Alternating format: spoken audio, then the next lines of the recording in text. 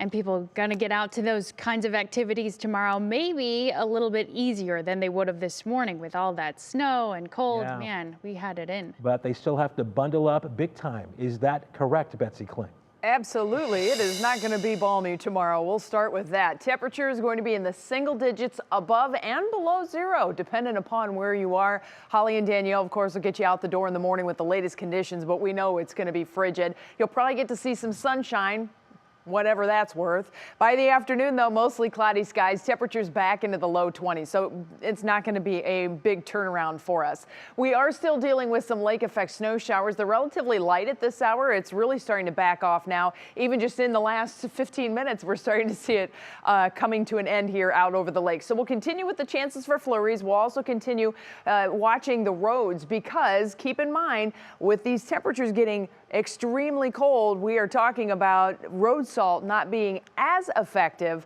So slushy conditions are going to be an issue. That's not going to go anywhere. They literally have to scrape the road as those plows go by. That really is what does the improving in the road conditions. But by and large, it does look like the slushy conditions continue. Winter weather advisory also continues till 1 a.m. That's pretty much just part and parcel with where the afternoon and the evening is gone. The snow that we did have was really widespread. At one point, we basically had a fire hose coming in over eastern half of Cuyahoga County, but the northwesterly winds are backing off as this frigid air moves in. The cold air is going to sink to the surface as the winds back off, and that's when we will achieve our coldest temperatures. Still in the mid-teens out to the east, but your temperatures are going to start to fall off as we head through the night too. National Design Mart hour-by-hour forecast. Look at this. I mean, we are seeing single-digit temperatures across the board tomorrow morning, 8 a.m. Typically, we would see our coldest temperatures just at sunrise, and then once that sun gets up, even though we have snow and even though it is frigid cold, that sun does start to warm things up for us very slowly when we have that snow on the ground. By afternoon, you can see we'll be sitting pretty in the upper teens, and I think we'll probably peak in the low 20s tomorrow afternoon. Note how the clouds started to come in. These are clouds that will start high and then go low, so we'll see increasing clouds as we go through the afternoon and the evening, and that'll set us up for a mostly cloudy evening into the overnight, and all of that is ahead of our next storm system. Now, keep in mind, this next storm system, this is what I'm showing you, friends. It's not going to add up to a lot by the time we get through Wednesday. So that's what's left of now. Let's take a look ahead.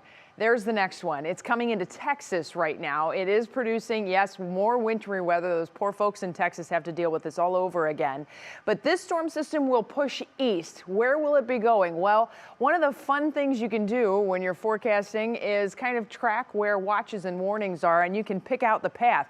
The pink here, that's the winter storm warnings, but the winter storm watches, notice how they stay south of us. So the main impacts from this storm will be staying south of us, but we're probably going to get some light snow out of it, specifically on Thursday. It does not look like it's going to be a heavy snow for us, but we will have some snow moving in. And as I mentioned, not much here in the next 24 hours. And by the time we're done with Thursday, maybe 1 to 3 inches. And I say maybe because if it's colder and that storm track shifts, we won't even get that much.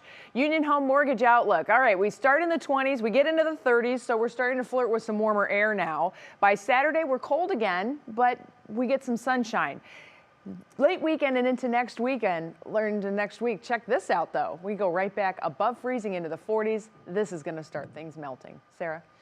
Oh, I like seeing those 40s on there. Thanks, Betsy.